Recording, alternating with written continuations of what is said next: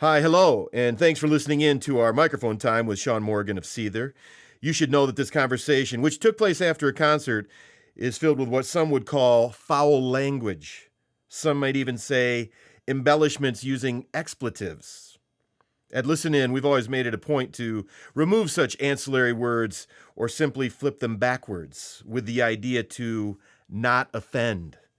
Well, if you are offended by F-bombs and much more, I would suggest you not listen into this recorded talk time. But if you like honesty and things that make your gut wrench and things that humans struggle with in some way or another, please proceed without caution. Otherwise, you have been officially cautioned. I'm Frank Jenks from listenin.org, and I thank you. But you know what I was thinking? First off, was you're growing up and your parents divorced, right? Yes, when I was about 3. How long do you think you laid in bed? How many years? How many nights that you laid in bed and you thought, "What's wrong with me?" I still think that. What was interesting about that was like, after they got divorced, it was because one of my earliest memories is my mom waving a gun in my dad's face, and him locking us in the bathroom. And to this day, I'm still kind of nervous of being behind a locked door. And actually, my brother and I, as kids, it was this weird game we'd play. We would figure out, we'd lock each other in the bathroom, and we'd leave the key in the door, and I'd say to him, "Get the fucking key out the door and get yourself out." And we would sit there, and we would literally we'd turn the key in the lock, and we would turn it all the way. So it's not like it's in the lock. It was one of the old school sort of the loop and the bar with the little teeth on the end. It wasn't like the new keys now. So it was one of the old school keys. And our game was, let's get out of this. Let's find a fucking way out. And if I think about it, that's pretty fucked up, right? And one memory I have of my mother is when I was 6 years old. She gave me a loaded .45 and said, "If somebody comes to the door, shoot them." And I've got my 4-year-old brother in the apartment with me, and I'm going, okay, Oh yeah. And he was my. And the biggest memory that fucked up my entire life was one night we woke up. We would share a bed, and she would sleep on the left. He was in the middle, and I was on the right. And he would piss the bed every night. It was like clockwork, man. Yeah. But he was a kid. He was like 2-3 years old. Sure, right. Actually, at that point, he was about 5. And when we were old enough, she shipped us to a boarding school, which was about a block away from where we lived. Okay. But I remember waking up one night before that, and if we woke up and she wasn't in bed, she'd be sitting on the pisser. We could see her, right? We could look over, and she'd be taking a piss. And we're like, one night she wasn't there. So we woke up, my brother starts panicking. I tell him, sit down, watch TV. I put on Fame. And I go, just watch this show. And I remember, Fame, I'm going to live forever. I was like, right. I remember to this day.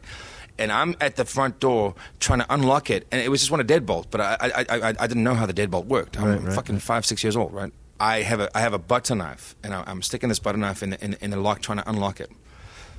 I'm like telling him, I'm like, calm down. When the sun comes up, we'll get some help. Just watch TV. And then cut to 12 years later, he was in Fame in a play at the high school. And I was like, doesn't that mean anything to you? He's like, what do you mean? Like, he forgot all those fucking shitty memories. Like, my mother's boyfriend throwing us downstairs, like fucking opening the hood of their car and saying, look in there, and then honking this super loud horn, or putting staples in our arms. I mean, that's the shit that fucked me up, you know what I'm saying? So yeah, man. That's where I came from. I come from white fucking trash, dude, where we ate, pieces of bread with a fried egg on top and this fucking glow-in-the-dark ketchup. I was lighting my mother's cigarettes when I was 5 years old. Well, no wonder she thought you could shoot a gun then and protect the family. If you can right? smoke, you can shoot. You can handle a .45. It's messed up, man, and I don't know how to. I don't know how to say I'm sorry that your life had that beginning. You know what I mean? Because it's just not right. But I guess maybe that's why you're in the place you're in today. Well, exactly. It's like if I had to think back on my life, I wouldn't take anything back, because everything that happened puts me where I am right now. Yeah. I mean, if we can talk about. I was molested by a male school teacher when I was 16 years old. He sucked my dick, fucking, you know, like it was like he was one of my trusted friends. I ran away from home, went to stay at his house. He cons me into sucking my dick, you know. Then he lies there and jacks off, blows his load, then gets in the shower, comes back and goes to sleep like nothing happened. And I'm 16 years old. And I'm going, what the fuck just happened, dude? So for 2 years, I thought I was gay. I was like, I must like the cock. And there's nothing wrong with liking cock, but it's not who I am. Yeah. But all these things, man, it's like my dad was a hardcore, fucking straight up disciplinarian. And I got to tell you, if it wasn't for him, I wouldn't have the work ethic that I have, which is sketchy at best. But yeah, he was, you know, he formed me, he molded me into who I am, you know. And she started it with. I haven't spoken to her in 12 years, by the way, because she's a piece of shit. Your mom? Yeah, I don't speak to her because my stepmother is my mom since I was 7. It was right after that I moved in with my dad. So that's been my mom, and I referred to my mother as my mother biologically. I mean, she crapped me out, and that was all she cared about. It wasn't like she gives a shit about me. My stepmom and my dad are my family. So is that the reason? Like when did you start drinking and stuff like that? I mean, was that how you got to sleep when you were probably in your late teens or maybe even earlier? No, with my mom I was drinking like when I was still young. I would actually, you know, 6, 7 years old. I'd drink some wine, and then I stopped when we moved in with my dad because it was a happy environment. And then I got to a point where my dad and I started fighting when I was about 15 or 16, and I just lost my shit. It was like, you know, drinking made me feel confident, made me feel better about the world. I didn't feel any fucking pain. Mm-hmm. And yes, on my mother's side of the family, you know, most of them are alcoholics. I'm an alcoholic. I mean, fuck, everyone I know is an alcoholic. You know. But you went to rehab and which is bullshit. Fought it for a while. Rehab's bullshit. I tell you why I went to rehab. I went to rehab because my pregnant girlfriend was pissed because I was doing blow and she couldn't.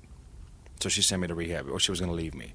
So my moral obligation is to stay with the fucking pregnant girl, right, and do everything I can. Mm-hmm. Dude, I've had girls pack their fucking bags and wait at the front door more often than you could even know. So I started thinking, well, maybe I should just stop fucking hanging out with anyone, you know. She sent me to rehab. I went to rehab, and I'm there for 2 weeks. We lived in Venice Beach, and this rehab was in Laguna Beach. So it's a 2-hour drive. In traffic, 3-hour drive. Went there. I was an inpatient for 2 weeks, and then she's like, you got to come home because I'm freaking out. I was like, okay, cool. So then I would drive 6 hours a day. I would leave at 5 a.m. From Venice Beach to get there by 8 in the morning. Mm-hmm. I'd get no fucking counseling that I needed, that I was supposed to get. And then I would drive home at 5, get home at 8. So it was like, what the fuck am I doing? So I didn't even finish the rehab because it was like I finished on day. So it was just a job you went to and decided. It was a vacation. Yeah. You know what it was? It was a vacation because at that point I was so strung out and so burnt out, man, on touring, and the people that were working for me, aka managers, that we've no longer worked with, all they cared about was money. Mm-hmm. So I needed a break. It was $1,000 a day fucking vacation that you paid. Yeah, no nice. Shit. Nice. Do you want to stop someday, you think? I mean, I'm getting to a point where I want to. Yeah, because I don't have a bunch of stuff against drinking. I get stuff against drinking and driving and ruining your liver. You know, if you're abusing people, yes, but if you're probably just right now abusing yourself, right? So I just let you know, let Shaun drink, no big deal. But there's some point in time where even with me, you know, I kind of think to myself, there's things in my life eating that I need to calm down on because, you know, the window doesn't stay open forever for anybody, right? There's an end to my life, and I don't want it to be next week. And I don't want yours to be next week. And I just wonder, when do you know, because that's now you lay your head on the pillow, right? We're talking about that kind of what's wrong with me, blah, blah, blah. I do the same thing every night. Every morning I wake up, think, it's a new day, today's going to be better. And I go, well, the difference pizza for lunch. The difference for me now is I'm in a relationship with somebody that I care about. And it's like when I leave, it sucks. Usually it was like, fuck yeah, I get to leave. I get to go on tour and get the hell out of this house that sucks to be in. And live the dream, right? So, but now, for the first time in my life, I find myself some nights having to force myself to feel something because of the fact that it's because I'd rather be home. You know what I mean? Because I don't think I've had enough time at home yet. We had a year and a half at home, and only half of that year I was with this girl, and it's an interesting change for me because what I do takes me away. Yeah. And she's cool with that. She understands that. But I mean, dude, and coming back to anything, drinking is my fucking gateway, bro. It's like I drink because I'm sad and trying to feel happy feelings, and that leads to other shit. 9 times out of fucking 10. Yeah. Because I think as I go through all the lyrics that I've taken in and sort of tried to absorb into my innerness, I kind of think that's what it is. There's some loneliness going on. There's some anger, of course, but I think there's always hope there that there's a light at that's cracking through the door, and whether that's love or connection with somebody, that's what it seems like to me. No, anyway. you're right. As down as I get, and as unhappy as I find myself, I always have the hope that it's going to get better. I've never actually gotten to the point where I give up and put a gun in my mouth and pull the fucking trigger. Although I've thought about it. I'm not gonna lie, I think about it a lot. These days less, but I would prefer to at least, you know, the old adage of seeing the silver lining. I'd rather see that than just fucking give up, you know. So do you think it's your dad and his discipline that keeps you moving forward, because that's what you're supposed to do rather than just give up? Because moving forward is not easy. No, all the I time. mean, as far as music goes, he told me to quit. Like when I was first in the band, he was like, "Fuck that, it's done. You're not playing in a band anymore." Right. So it's no motivation beyond the fact that I know very few things in this world. The one thing I do know is that what I do, I'm good at. You know, and I'll say that without any ego, without any arrogance. I just know that I'm not the best, but I'm good at it. I mean, and you care about it. And I do care about it as much as, you know, if you have fucking macaroni and cheese every night for dinner, right? It gets old. Yeah. Then you add bacon. Still gets fucking old. Then you add. So this is what our lives are. It's I eat macaroni and fucking cheese 6 nights out of a week, and sometimes, man, it needs, I don't know, fucking some truffles on top just to make it feel like, okay, now I'm back into it. Because it is the same thing every night. Different crowds, different people. But isn't that why you write Fine Again? I mean, it's that sort of monotony of life that can bury us, but you have to trust that things are going to get better, and somehow it's going to get better, whether it's with you and you find it, or it's with your friends or whatever, you know. That song was written. It was 2000. We'd done an album, and the producers said we didn't have a single, so they said write a new one. They said write a single. So we were in the studio. We were writing. Nothing fucking happened for 2 weeks, and I said just send us home. We'll just go home. We went home, literally. Got in a car, drove to the house where our drummer lived, went straight into the studio, and wrote that song, and then came back, and I walked back into the studio. I was like, "Here's your fucking song," and I threw it was a cassette tape back then, still. Nice. And you know, I threw the cassette down. I was like, "Fuck that, I'm out." And we drove to this rock club, and you know, it was about 15 minutes later. The guy phones. He's like, "You guys got it, right?"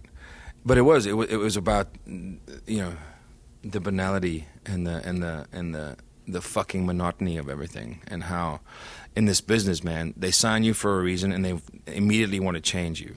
Like, how the fuck does that work? Like, why would you sign a band that you're into and then immediately go, okay, so this is what we want you guys to be, you know? Fuck that. Well, and that's why you use lyrics like I feel the dream in me expire and no one left to blame it on. Well, I mean, it's only me, right? That's what I'm wanting, because I also love the lyric that, you know, that I'm prepared now for myself. I mean, some point in time, right there, you got to stand up and go. Yeah, it's time. Well, and the lyrics, you know, what's funny is I'll look back at lyrics and they're so subconscious. There's something going on. There's I guess it's like when you look at a river, and it looks like it's flowing really slowly, but underneath there's this fucking raging torrent. Right. And that's what it is. I mean, I'll surprise myself sometimes, and I'll be like, wow, the imagery that I created with those lyrics, I wasn't even going for, but subconsciously it came out. And it's like, maybe I should just live my life subconsciously then. You know what I mean? Yeah. Well, I know that's what we want to get in touch with, I think, sometimes, you know? Yeah. And escapism, man. It's just because sometimes, yeah. you know, not sometimes, a lot of the time this fucking world sucks, dude. And it's like, and you can either go, okay, cool, I'm going to find something to believe in, and I'm going to find something that's beautiful about today, or I'm going to go, fuck it, I give up. Yeah. So I guess I wonder now then, is Gasoline that sort of shallow living person that you're talking about? Is that? Oh yeah. It was originally written about. There was this promotion company in South Africa that put on all the shows, and if you weren't in good with them, you couldn't get on these big. And they had the power to shut you down. The gatekeepers. Yeah, and this since then I've met a lot more people like that, but it was just wrote the song in 5 minutes in a sound check, and ultimately the lyrics came out to be about being pissed at girls who think they're better than guys because they make more money or have more money from daddy or are prettier, you know, all these trust fund gals, fucking MTV, right? Right, yeah. Whatever you see on MTV, and that was really what that was about. So, it's all based on. I wrote the treatment for the video because I wanted it to be something that was dark, and it was like, you know, this girl she was supposed to have scars on her face that she was covering up with makeup, because once you cover it up, I mean, how many fucking girls do you know that you go out and then when they wash that facade off their faces, they look anywhere close to what you saw, right? Right. And that's just really what it was about. It's about the fascination with that, you know. Well, yeah. There's plenty of times when I've said to my wife and my daughter, don't waste your money on makeup. If you were created as a beautiful person, as theoretically we all are, right? Yeah. I go, and you know how expensive makeup is, but yet I don't. Well, but let me tell you how expensive it is. It's too damn expensive. So, but that's one man's opinion because I don't buy it and wear it. But that said, there's that thing about covering up to make yourself presentable, and I'm thinking, wait a minute, you're already presentable. You're like this person that doesn't need to shade yourself. Yeah. No, but you're right. But in the vein of that, we've just, as a band. Well, I don't do makeup. I don't do fucking hair products at all. I mean, every once in a while, I'll play a show, put on some eyeliner, and that's something just for effect. Mostly when you're playing to rednecks because they get freaked out by it. But when we do photos or we do video shoots now, we don't give a fuck. I don't. Right. I can't say anything about the other guys. As long as you're the president of Seether, you can remain in that place. Hey, well, your mom, as I understand it, was this major Christian, right? She was the kind of Christian that sins all day and then reads her Bible every night. You know, I've seen her. I think there's a few of those out there. Well, mostly they are. I mean, Dale's sister's a reverend in the church, and she got kicked out of her church because she called out all the people in her church, like, "You're a fucking alcoholic. You beat your wife. You're a hypocrite." And she went, and they were like, "Well, you got to go." So now she works in Cape Town in like a really ghetto. I mean, the first time she got there, she parked her car and they stole all her fucking tires. Mm. My mother is that same sort of, you know, it's about saying, "Dear God and Jesus and all of the above, sorry for my indiscretions today, but now I'm cleansed," right? And I mean, she fucked when I was, I worked at a bar. I was 21 years old. Sorry, 20 years old, and I was working at a bar, and she fucked the other bartender, who was I thought my buddy, and you know she married my stepfather for money, to get us back from my dad. You know, it was this whole scheme, dude. Wow. And when I was 14 years old, I came up with the analogy. It was this. It was my dad was like, "What's going on?" I said, "Well, here's the deal. Actually, we would have to sit and we'd have to talk to like social workers." And so the social worker says, "What's going on?" And I said, "Here's what's happening. My parents are fighting over a piece of candy. Now, my dad sees, both of them see the kids as candy, right? My mother just cared about, actually, no, sorry. My mother saw us as the wrapper of the candy, which for her, the candy was, fuck you, my dad. For my dad, it was like, I just want my kids. And all she wanted to get the piece of candy and then her two sons with a wrapper that she could throw away, but she could have that candy that says, fuck you, dude. I got them. I win, Wow. She was just, the courts suck, dude. The system sucks. I mean, fuck, I got to go pregnant. I pay a bunch of money in child support, which is bullshit because, I mean, fuck, I didn't have a say in the decision. You know what I'm saying? How do I not have a say? How do I not have the right to fucking fight back? It's like, you knock somebody up, for want of a better term, but that happens, and then you as the guy are fucked, really, by the system. So yeah, my mother sucks. But I guess where I wanted to go with it was 69T. I thought was about religion. It was. I was 16 years old, and I just started playing guitar. I was starting to write songs, and the lyrics to that are about my parents, my stepmother, and my dad. Because at the time, my dad will tell you, he's like, man, I tried everything. He's like, I wish I could fucking blindly follow like the Christians do. He was raised Catholic. He says, he's like, I wish I could fucking have something to believe in like they do and just blindly follow it, right? Yeah. So at the time, they were forcing me to go to fucking Sunday school every Sunday, right? And I'm like, oh, God. And that's why I was like, it was a sarcastic, you save me smiling Jesus, because it's like, fuck. Well, if I have to see it, and you supposedly are this amazing savior, then get the fuck off and help me out, because I'm sitting here cutting my fucking arms to shreds, being treated like I'm some sort of pariah by my dad because I'm more artistic, and he was more solid. Yeah. He's a man's man, bro. He can fucking do anything with his hands, and I learned that from him. And now he's my best friend in the world. But back then, we're going back now, fucking 16 years ago. Right. We hated each other. Yeah. So it was really just and they would play this game. The title comes from my mother would have this game. It was like 60-90, and you either picked 60 or you picked 90, and she had something in each hand. And that's where it came. And so it was directed at her. It was my mom, my stepmom. She's the shit. But it was, and I've told her about it. It's like, that's why I wrote the song about fucking the pseudo-Christian bullshit that I was forced into. And I'm sitting there going, well, okay, how the fuck am I supposed to be happy as a Christian, quote unquote? Yeah. And God's supposed to make everything so fucking great. And I'd go to the priest and I'd be like, hey man, so tell me, well, you gotta have faith, son. Like, fuck you, dude. Fuck you and your faith. Fuck that. I don't want to have faith in something that I can't see, that never gives me anything that I fucking want back. That, bullshit, dude. Religion in general, organized religion, all across the board is fucked up. There's no difference between Scientology and Christianity. They're equally as fucking crazy. That some dude came floating down on a fucking, was born to a virgin and then floated off on a fucking cloud.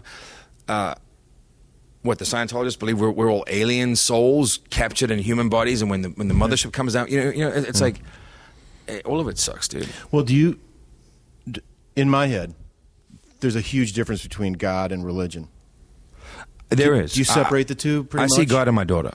Yeah, I see. That's so you believe there's a God out there, and or something that is a loving. I don't believe there is a God. I think God is just a term. I think God is a feeling. I think God is a level of consciousness. I feel like when we die, we become like anything else. We that's where it ends. Although, having said that, I mean, yeah, my brother died, and it was like, I know for a fact that people have seen him in his spiritual ghostly form, right? So maybe that's not true, but my whole thing is like, I see God in fucking kids. I see God in when a baby fucking laughs, or yeah, dude. In great fucking sex. I don't give a. I mean, there's different levels. That's what I would assume God is. I don't think that there's a deity up there, living in this fucking golden cloud that you have to get through these pearly goddamn gates. and all the religions, some of them say, they're all so similar, man. There's just it's like plagiarism, It's like somebody said, "Well, fuck that. I'm gonna change this to okay. I'm gonna go. Well, you have 72 virgins. We have pearly gates, and we have. You know what I'm saying? It's like Well, the times that I think that I think there's a God out there, because I do, is when I'm probably at my loneliest spot, because I'm like, when I'm laying in bed thinking about whatever, it's like, okay, God, what am I supposed to do here? Okay, well, and I don't know what else. I don't know how else to describe it. That's the time when I think I am connecting with something. Okay, and I'm just calling it God. I'll tell you when I stopped believing in that God was when my brother died, and I was like, well, then why the fuck? He was a good kid, right? How old was he? 26. It's not fair. And he jumped out of a fucking window when I walked out of the room. So you were talking some heavy stuff with him? No. Oh, really? Not at all. No, I was like, I love you, man. I gotta take this phone call. And I walked out, and he fucking jumped out the window. Oh, so man. That's when I was like, okay, there is no God, because that kid was a good kid. Yeah. Like that was a good kid. Fuck God. If God's gonna take my fucking brother away from me, fuck him. So I can understand that. And that's just me saying it in the Christian sense of the word, right? Yeah, right. Then my dad said this to me. He's like, I want God to come down and take a seat next to me on this couch so I can fucking punch the shit out of him. You know what I'm saying? My dad fucking aged 20 years in 3 days, dude. I'm sure, dude. I aged. I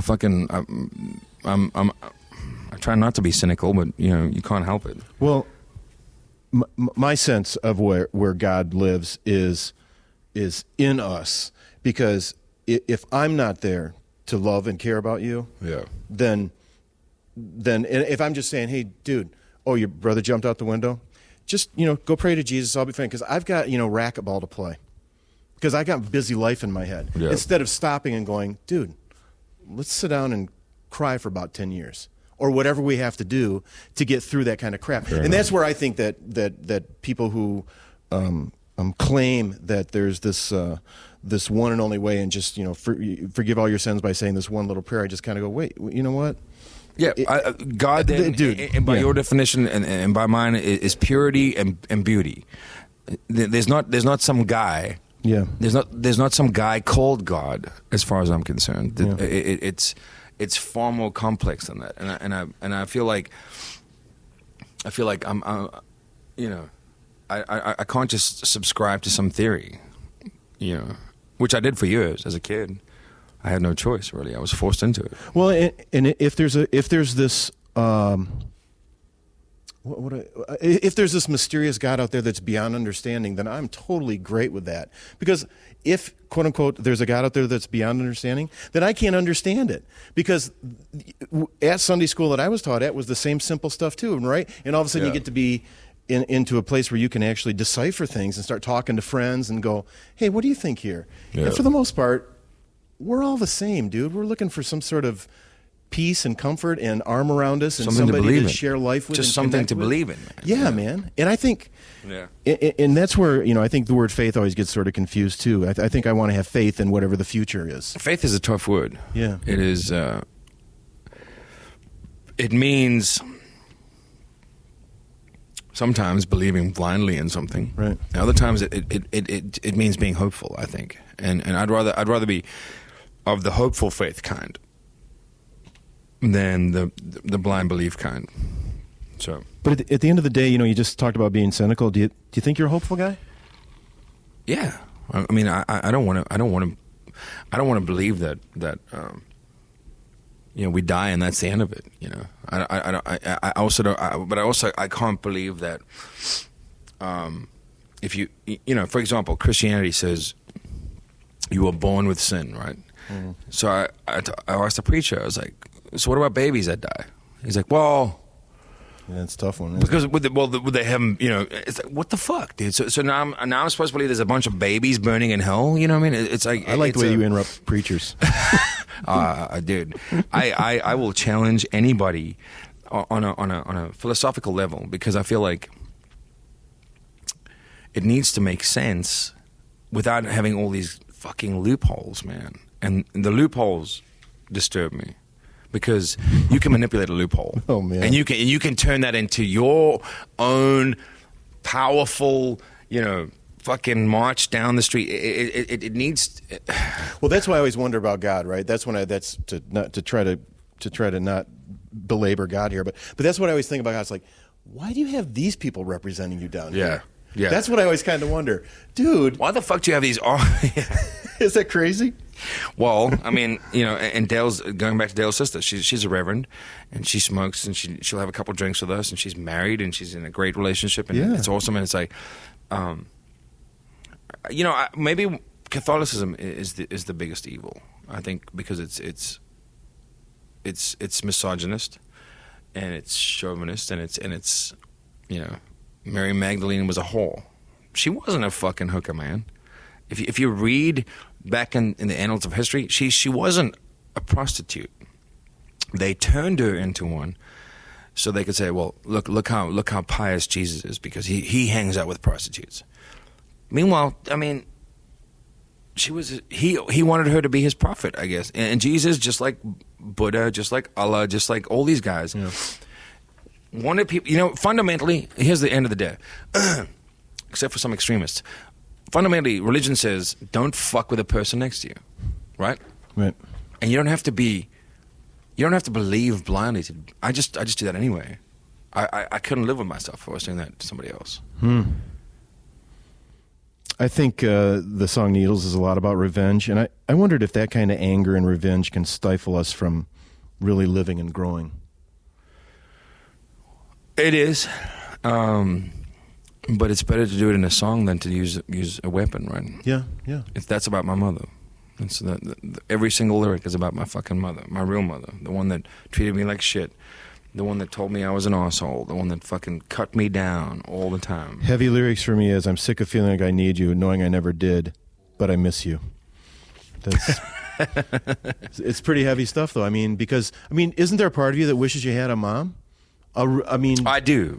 Yeah, right. Yeah, I know, but wishes that person who bore you could love you the way you see in other mothers. I wish I felt like she'd given birth to me instead of crapping me out of her. You know what I'm saying? Oh, dude. No, but that's how I feel. Yeah, I hear you.